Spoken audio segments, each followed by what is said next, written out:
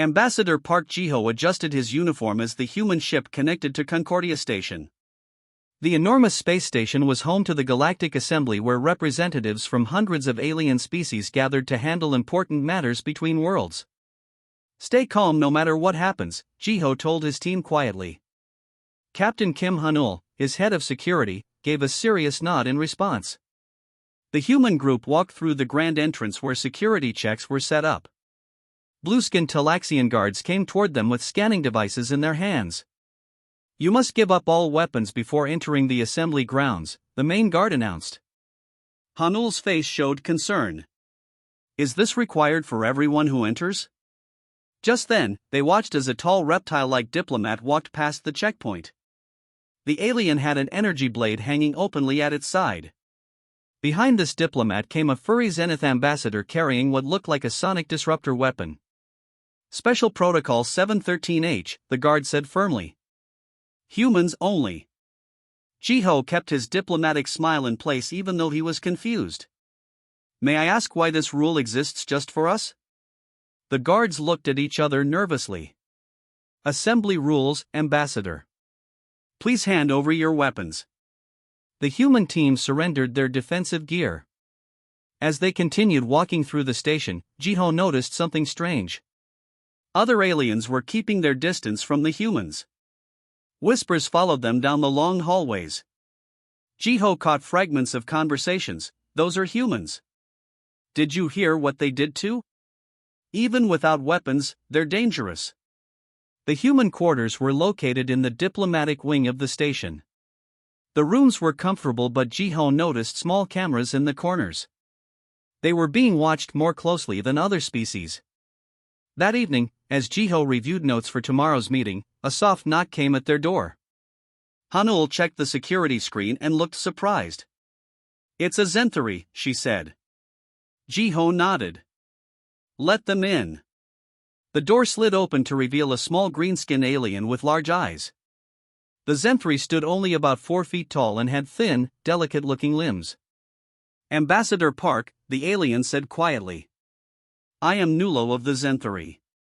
May I speak with you privately? Ji-ho invited Nulo inside. The small alien looked around nervously before speaking. I felt you deserved to know why you're being treated differently, Nulo said. Your species' reputation precedes you. Our reputation? Ji-ho asked. This is humanity's first official contact with the Galactic Assembly. Nulo's large eyes blinked slowly. Official, yes. But not first. The Zenthari explained that stories about humans had spread through the galaxy for centuries. Most species believed these were just scary tales until recently. What exactly do these stories say about us? Hanul asked. That humans can turn anything into a weapon, Nulo replied. That you understand weapons technology instinctively, in ways that frighten even our weapons masters. Ji-ho frowned. That can't be right. We've never had contact with alien technologies before now. Nulo leaned forward. 300 years ago, a trade ship crashed on your world. In an area called Korea during your second global conflict. The crew was mostly killed, but one survived. That's impossible, Hanul said. We would have records of this. Your governments kept it secret, Nulo explained. What matters is what happened next. The survivor, despite having advanced technology, was captured within days by local fighters. When a rescue team arrived, they found something that shocked the assembly. What? Ji-ho asked. The alien was teaching humans how to use and improve his weapons. Weapons that should have been far beyond your understanding. Yet within days, your people had not only mastered them but were suggesting improvements. Hanul looked skeptical, but Ji-ho remembered stories his grandfather told about strange visitors during the war. Stories most dismissed as old tales. Is that why we're the only ones who can't carry weapons? Ji-ho asked. Nulo nodded. The assembly fears what humans might do with advanced weapons. Not because you are violent, many species are violent, but because you understand weapons in ways that terrify the others. As Nulo prepared to leave, the Zenthari offered one last piece of advice: be careful, Ambassador. You are being watched closely. Some species want to prove humans are too dangerous to join the assembly. After Nulo left, Jiho stared out the window at the countless stars. First contact had just become much more complicated. The next morning, Jiho walked through the assembly station deep in thought. The information from Nulo troubled him. If humans had encountered aliens before, why was this hidden from public knowledge? Jiho needed to find someone with access to historical records. Someone who could confirm these stories. He spotted an unusual figure studying plant specimens in the botanical gardens. The being had translucent skin through which blue veins pulsed visibly. The alien stood tall and thin, carefully taking notes about a flowering plant. Excuse me, Jiho approached politely. I'm Ambassador Park Jiho from Earth. The alien turned, revealing large, intelligent eyes. Earth? How fascinating. I am Quan of the Valari. I serve as historian for the assembly. Jiho felt a spark of hope. A historian might have the answers he sought. Would you mind if I asked you some questions about human history from the assembly's perspective? Quan's expression showed surprise. Most new species wish to learn about others, not how others view them. I believe understanding how we are perceived might help our integration. Quan studied him for a moment. A wise approach. Please, walk with me. They strolled among exotic plants from 100 worlds. Jiho noticed other diplomats watching them with curious and sometimes worried expressions. I've heard rumors about previous contact between humans and the assembly, Jiho said carefully. Specifically about some kind of incident involving weapons. Quan stopped walking. You are very direct, Ambassador. Most species would circle such sensitive topics for days. Is it true? About the weapons restriction on humans? Quan glanced around and then gestured toward a small alcove hidden by tall purple plants. Once they were alone, the historian spoke quietly. The weapon restriction dates back 3 centuries, Quan explained. Long before your official first contact. That's impossible, Jiho countered. We'd barely reached our moon then. What is officially recorded and what actually occurs are not always aligned, Quan said. The assembly has kept watch on Earth for a very long time. Quan activated a small device that created a quiet field around them. For privacy, the historian explained. A trade vessel crashed on your world during what you called World War II. The sole survivor, Commander Drex, was stranded in a region you called Korea. Jiho felt his heart race. This matched what Nulo had mentioned and the strange stories his grandfather once told. What happened to this Commander Drex? Despite possessing technology centuries beyond yours, Drex was captured within days by local resistance fighters. Quan's voice dropped even lower. When the rescue team arrived, they found something disturbing. Drex was eagerly teaching humans how to reverse engineer our weapons. Jiho's eyes widened. A single human resistance group captured an advanced alien? Not just captured, Quan whispered. They had already begun improving the designs. Quan pulled out a small device and showed Jiho an ancient recording. The fuzzy image showed humans in 1940s clothing working alongside a tall, non-human figure. They were gathered around what appeared to be disassembled energy weapons. This was recovered from Drex's ship logs. The humans had not only understood how the weapons worked but had already suggested modifications to improve power efficiency. Jiho stared at the grainy image. One of the humans looked strikingly like his great-grandfather. The assembly was deeply troubled by this encounter, Quan continued. Most species take generations to adapt to new technologies. Humans did it in days. What happened to these humans? And to Drex? Drex was extracted and faced punishment for sharing restricted technology. As for the humans, Quan looked uncomfortable. The assembly ordered all evidence removed. You mean the humans were killed? Jiho asked in shock. No. The assembly has strict rules against harming developing species. But all technology was recovered, and memory suppression was used. Jiho thought about his grandfather's strange dreams about visitors from the stars. Not entirely successful, it seems, Jiho murmured. Indeed. Human minds proved surprisingly resistant to memory treatments. Another concerning trait. A soft chime sounded from Quan's device. We should move. Standing too long in one place with privacy fields active draws attention. As they continued walking, Jiho asked, "Why are you telling me this? Isn't sharing this information against assembly rules?" Quan's blue veins pulsed more rapidly. The assembly faces growing threats from beyond our borders. Some of us believe humanity's unique abilities might be valuable, not frightening. But many older species fear what humans might become if given access to advanced weapons. And what do you believe? Jiho asked. Quan smiled slightly. I believe in learning from history, not hiding it. The assembly needs fresh perspectives. Even dangerous ones. As they reached the garden exit, Quan handed Jiho a small data crystal. Historical accounts of early human-alien encounters. Official and unofficial. Review them carefully and privately. Jiho accepted the crystal, knowing this information could change everything about humanity's place in the galaxy. 2 days later, Jiho and the human delegation attended their first full assembly session.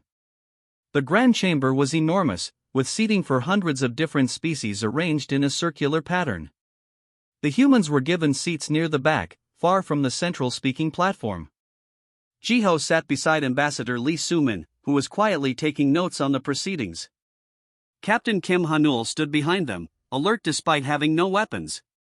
The territorial dispute between the Krull and Thelian systems will now be heard, announced the assembly speaker, a tall being with 6 arms. Jiho watched as representatives from both species moved to the central platform. The Thelians were small beings with smooth gray skin and large eyes. They spoke softly and presented data about their colony on the disputed moon. The Krull representative was massive by comparison. Nearly 3 meters tall with thick-plated skin and prominent tusks, the Krull diplomat towered over the Thelians. His voice boomed through the chamber as he disputed their claims. The tension is getting worse, Suman whispered to Jiho. The Krull diplomat is becoming agitated. Jiho nodded. He could see the Krull representative's body language changing, becoming more aggressive with each exchange. Suddenly, the debate took a dangerous turn. Your claims are worthless, the Krull roared. He raised his energy staff, a weapon that should never have been allowed in the chamber, and pointed it at the smaller Thelian delegation. The tip began to glow with building energy. The chamber erupted in shouts and movement. Security was rushing from the doors, but they were too far away. The Thelians froze in terror. Without warning, Ambassador Lee Sumin moved. Her training as a former military officer took over. She sprinted forward with incredible speed that surprised everyone in the chamber. The assembly gasped collectively as Sumin vaulted over a row of seats, twisted midair to avoid a startled diplomat, and landed perfectly beside the towering Krull. Before anyone could react, Sumin executed 3 precise movements. Her right hand struck the Krull's wrist, her left hand pushed against his elbow, and her body pivoted to create leverage. The energy staff slipped from the Krull's grasp. With perfect timing, Sumin caught the weapon in midair. The staff, designed for beings much larger than humans, was now balanced perfectly in her hands as if she had trained with it for years. The chamber fell completely silent. The Krull stared in shock at his empty hands, then at the human who had disarmed him so easily. Security guards finally reached the central platform but stopped abruptly when they saw Sumin holding the weapon. Every being in the chamber seemed to hold their breath. A human, a member of the only species forbidden from carrying weapons, was now holding one of the most advanced energy weapons in the assembly. But Sumin showed no sign of aggression or uncertainty. With calm precision, she located the power control and deactivated the staff. The threatening blow faded from its tip. She turned to the security chief who had just arrived and extended the weapon to him, handle first. I believe weapons aren't permitted in the chamber, she said softly, her voice carrying in the silence. The security chief hesitantly took the staff, seeming unsure how to respond. Suman bowed slightly to the assembly speaker, then to the Thelian delegation, and finally, out of diplomatic courtesy, to the Krull representative she had just disarmed. As Suman walked back to her seat, Jiho carefully observed the reactions around the chamber. This wasn't just surprise on the faces of the assembled diplomats. It was fear. Deep, instinctive fear. "You just confirmed every story they've ever heard about humans," Jiho whispered as Suman sat down beside him. "He was about to attack the Thelians," Suman replied calmly. "I couldn't stand by and watch." The assembly speaker called for a short recess. As diplomats filed out of the chamber, many gave the human delegation a wide berth. Conversations stopped when humans walked by. Ambassador Park called a voice. It was Quan, the Volari historian. That was illuminating. Ambassador Lee acted to prevent violence, Jiho explained. Nothing more. Yet she handled an alien weapon designed for a being twice her size as if she had used it all her life, Quan observed. The old stories warned of this. Human adaptability with weapons is unsettling to many species. As they spoke, a small Thelian approached. The gray-skinned being bowed deeply to Suman. "My delegation owes you our gratitude," the Thelian said. "The Krull weapon would have caused great harm." "Anyone would have done the same," Suman replied. The Thelian tilted its head. "No. Many would have wished to help. But few could have succeeded as you did." The small being bowed again and departed. Jiho knew that everything had changed. For better or worse, humanity had just demonstrated exactly why the assembly feared them. That night, Jiho couldn't sleep. The incident in the assembly chamber had created exactly the kind of first impression they had hoped to avoid. Yet Suman's actions had likely saved lives and earned the gratitude of the Thelians. As he sat reviewing reports, his communication device blinked with an incoming message. There was no sender identified. The message contained only a string of numbers and letters. "Coordinates," Jiho murmured, recognizing the format from his orientation tour. Someone wanted him to go somewhere in the station. Jiho debated whether to inform Captain Hanul, but decided against it. If this was a trap, involving more humans might only make matters worse. He memorized the coordinates and deleted the message. The coordinates led to a lower level of the station. Using his diplomatic access card, Jiho passed through several security checkpoints. Each time, the guards looked surprised to see a human in this area but allowed him to continue when they scanned his credentials.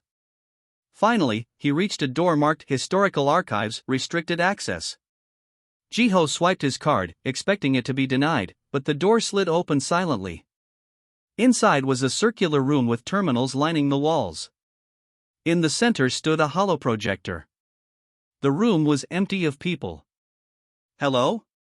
Jiho called out. No one answered. As he approached the central projector, it activated automatically. A message appeared, Ambassador Park. "What you seek is here. Terminal 7. Jiho found Terminal 7 and placed his hand on the scanner. The screen lit up with a series of files labeled Human Encounters, Classified. With a deep breath, Jiho opened the first file. The screen showed grainy footage from what appeared to be a holding cell. A human man in primitive military uniform sat on a bench. 3 armed guards entered the cell, carrying restraints. As they approached, the human moved with stunning speed. He grabbed the first guard's weapon and twisted it away. The second guard fired some kind of energy pulse that the human dodged. The third guard rushed forward, but the human used the momentum against him. Within moments, all 3 guards were unconscious, and the human stood holding their weapons. Jiho checked the date stamp, 1943. This footage was from Earth during World War II. He opened another file. This one showed humans in what looked like a laboratory setting. They were examining alien technology, taking pieces apart and reassembling them in new configurations. "Impossible," Jiho whispered.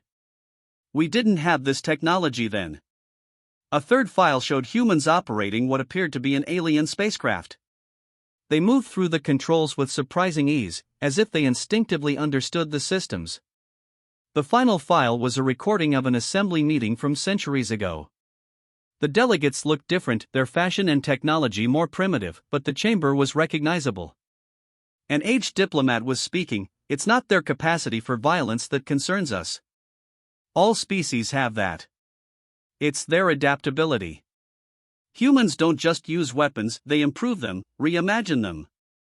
Give a human a stick, and by morning it's a spear. By evening, it's a launcher. Another voice added, the test subjects learned faster than any species we've encountered. Within days, they were suggesting improvements to our own designs. A third diplomat, one with long tendrils for arms, spoke gravely. If humans ever reach the stars with this ability to adapt and improve weapons, they could upset the balance of power that has kept peace for 1,000 years. The assembly voted to place Earth under quarantine. All technology was to be recovered. All human memories of the encounter erased. And most importantly, humans were never to be allowed access to advanced weapons. Jiho sat back in his chair, stunned by the revelation. The weapons ban wasn't about human aggression or violence. It was about innovation. About the human ability to understand, adapt, and improve upon existing technologies at a rate that frightened other species. I wondered if you would come. Jiho turned quickly to find Quan standing in the doorway. You sent the coordinates, Jiho said. It wasn't a question. Quan nodded, entering the room. After today's demonstration by Ambassador Li, I felt you deserved to know the whole truth. Why show me this? Because the galaxy is changing, Quan replied. New threats emerge from beyond our borders. The assembly has grown comfortable, complacent. Perhaps what they fear about humans is exactly what we need. Jiho gestured at the screen. They tried to keep us isolated. To prevent us from joining galactic society. Yes, Quan admitted. But they failed. Humans reached the stars anyway. And now we must decide if we continue to fear your species or embrace what makes you unique. What happens now? Jiho asked. That, Quan said, is largely up to you, Ambassador. The morning after his discovery in the archives, Jiho called an emergency meeting with his human delegation. He shared everything he had learned about Protocol 713H and why humans were truly banned from carrying weapons. They fear our ability to adapt and improve their technology, he explained. Not our capacity for violence. Suman nodded thoughtfully. After yesterday's incident, they must be even more convinced they were right to fear us. Or, Captain Hanul suggested, we could show them that what they fear could also protect them. Jiho made a bold decision. He requested a hearing with the High Council, the 12 representatives from the founding species of the Galactic Assembly. Such requests were rarely granted to new species, but after yesterday's incident, they agreed to see him. The council chamber was smaller than the main assembly hall, but no less impressive. 12 beings of vastly different shapes and sizes sat in a semicircle facing Jiho. Some had been part of the assembly for thousands of years. Ambassador Park, the chairperson, spoke. You have requested this audience at an unusual time. Please explain why. Jiho bowed respectfully. Honored Council, I have learned the truth about Protocol 713H. A murmur ran through the council members. The chairperson's expression darkened. Those records are restricted. Yet they contain the truth about my species and our place here, Jiho replied calmly. For 300 years, you feared what humans might do with your weapons. He paused, looking at each council member. I ask you to consider what we might do for your defense. Several council members shifted uncomfortably. One, a crystalline being, spoke up. Your Ambassador Li's actions yesterday only confirmed our concerns. She handled an alien weapon as if born to it. Yes, Jiho acknowledged. We adapt quickly. We understand weapons instinctively. But have you considered that this ability could benefit the assembly rather than threaten it? Before any council member could respond, the chamber doors burst open. A sentinel, one of the assembly's elite messengers, rushed in, interrupting the proceedings. The being's color had shifted to bright red, indicating highest emergency. High emergency, the sentinel announced breathlessly. Unknown vessels approaching from the outer rim. They've destroyed 3 outposts already. No communication, no warning. The council erupted in chaos. Members spoke over each other, some rising from their seats in alarm. The chairperson called repeatedly for order, finally striking a resonating gong that silenced the chamber. Details, the chairperson demanded. The sentinel projected images of the attacking vessels, ships unlike any design the assembly had encountered before. They use weapons our shields cannot block. Defense forces at the outposts were ineffective. Jiho watched the council members' reactions. Fear was universal across species, it seemed. Ambassador Park, the chairperson said suddenly, it seems circumstance has forced our hand. The very qualities we have feared in humans may now be needed. 3 days passed in intense diplomatic negotiations. The unknown vessels continued their advance toward assembly space. Defensive fleets were mobilized, but confidence was low after reports from the destroyed outposts. On the 4th day, Protocol 713H was officially modified. Humans would be permitted standardized weapons and would serve as combat instructors for a united defense force. Captain Kim Hanul was appointed to establish the first human-alien tactical academy on Concordia Station. The training grounds quickly filled with beings from dozens of species, all eager to learn from the humans whose weapon adaptability had been feared for centuries. 1 week after the modification, Jiho stood on the observation deck above the training area. Beside him was Quan, the Volari historian who had helped reveal the truth. Below them, Hanul moved among the trainees, demonstrating how to analyze an unfamiliar weapon quickly. The captain showed them how to identify key components, assess capabilities, and, most importantly, how to counter them. They move like her now, Quan observed as the trainees practiced disarming techniques similar to what Suman had used in the assembly chamber. It's remarkable how quickly they learn from humans. We're not teaching them to use weapons, Jiho replied thoughtfully. We're teaching them to understand them. There's a difference. A soft voice spoke from behind them. Perhaps what made humans dangerous is exactly what will save us all. Jiho turned to see one of the council members who had originally voted against modifying Protocol 713H. The elderly diplomat watched the training with new eyes. Our first contact with the unknown vessels happens tomorrow, the council member said. For the first time in centuries, I feel hope rather than fear when watching humans handle weapons. As reports came in later that day of the first successful defense against the unknown attackers, Jiho realized that humanity had found its place in the stars not despite their feared abilities, but because of them. What began as a restriction had become their greatest contribution to galactic peace.